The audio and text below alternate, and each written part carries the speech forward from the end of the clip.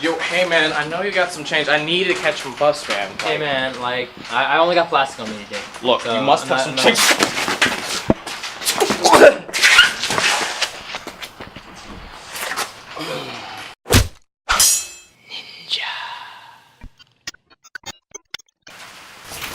Hey guys, Sensei George here.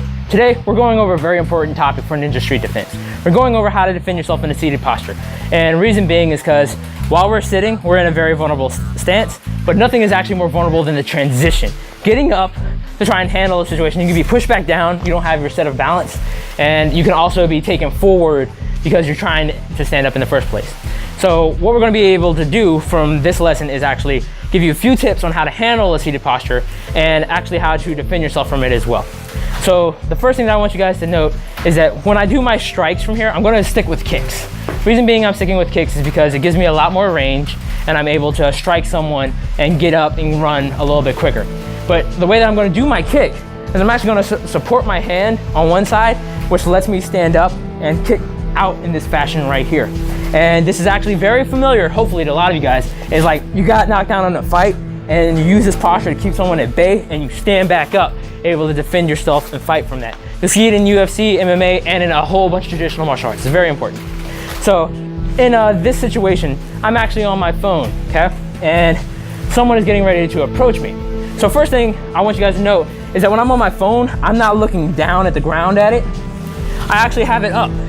And if I use my phone in this fashion, I'm using my peripherals. I can see someone walking up towards me. My eyes are able to pick up on it. Same thing goes for you when you guys are standing. I need you guys to take note of this.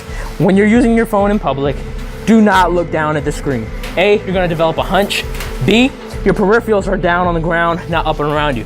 If you just have it up in this fashion right here while you're using it, it'll actually save you a lot of trouble in being able to spot problems occurring before they actually get really close to you. So in this position here, I first actually sat down, looking at my phone, I have my peripherals, and I'm able to look around while I'm doing stuff. I noticed someone coming up, and he actually engages me in conversation, and I already felt something was up on here. So just one other cool ninja note for you guys is that in that process, utilize some of your phone's features for your safety. And what I did was I double tapped my screen, and that actually put me in camera mode. And from that, I was able to press record real quick and deal with the whole confrontation casually.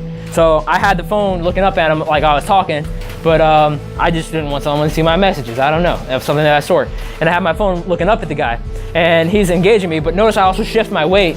So I'm like, I don't have any problems or anything like this, but I'm already set up for that kick. And I told him that I didn't have what he was asking for, yet he pursued and started coming closer, and I felt something was off. So I'm already preemptively setting myself up to be able to defend myself. And as that kick came in, I actually aimed towards his thigh, so come back over this way.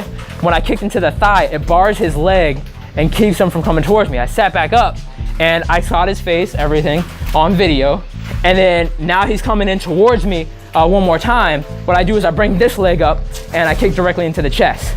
So it's two kicks that I'm using to get out of the situation. Kick number one to bar the leg, get my distance, and if he's still rushing in, I'm not gonna like turn back in to face him. I'm gonna kick him and continue to run after that set. So I kick and I set and I'm sprinting after that. I get up out of the situation as fast as possible. So that's some of the key notes to focus on is that I do one to bar, kick up to go. And the reason that I'm telling you guys to focus on this video is a personal life lesson that I've experienced is that, for instance, even if you get into a car accident, you want to just put it on video casually and roll up, ask if the person's okay and stuff. But with video, you can flash your phone around casually and actually capture the license plates, capture the face, different things in that fashion that you can use in case the person flees the scene. I've been in a situation where there was a small collision and we got out, I checked to make sure he was okay because he rear-ended me because he wasn't paying attention to the phone, and the dude tried to slip out immediately. So in that instance, just a quick little video, you get the guy's face, you get the guy's license plate, and you catch him in the act of actually fleeing the scene before you can exchange information. So that kind of stuff is important and that you should pay attention to as a ninja. So today's lesson's overcap is being able to look and access your peripheral vision to be able to see if anything's weird or off of the baseline of normal. And if someone's coming towards you, I was able to then shift my weight. If I was left-handed or if someone was switching around, I just, switch my hand to be able to support myself. And then when the situation comes in, extending myself, using my longest weapon available, kicking someone, getting them on video so I know who they are and I can report it to the police. And in this sense, I have my ground just a little, but I'm still ready to run. And when he came in again, I used my front leg, which he may not be able to see. If I use a round kick, what happens is that he can actually see me charging that up. He can do some stuff for it. But in this instance, my lead leg, he's not gonna expect a technique from that. So then when he comes in, I just raise my knee up, blast into the chest, and then start being able to run. The more that you train your hip flexibility, the more you can do a static stomp kick to the chest or face. And it is extremely effective. And it wasn't enough to really like incapacitate the guy. It's enough to cause harm, knock the air out of him, and begin to run. You wanna use the heel of your foot during that strike. By curling your toes back and kicking that in, it's gonna be a very strong concussive blast to the chest, and it can knock the air out of him, it can stun him, and give you enough time to escape. And just one more situation to put out there is that by using your foot in this fashion, if he were to say he had a knife, yeah? If he got to this position, I'm seated, and he had a knife and he presented it, by me being able to support this, I have a little bit more flexibility with my leg. If I use this one, I'm leaning back. But here, I have more flexibility. I can choose different angles, and I can turn my foot sideways versus straight. And what I would do is kick sideways and get the knife out of the way so then I can then sprint. I'm not gonna worry about trying to kick someone that has a weapon out. I'm sprinting as fast as I can, getting out of the scenario. So just one more time.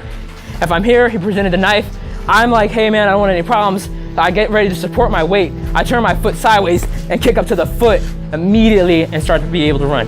So this is just a situation that I really wanted to present to you guys in hopes of enhancing your peripheral vision, giving you some defensive tactics if you're sitting down, and making you more aware about your day-to-day life decisions.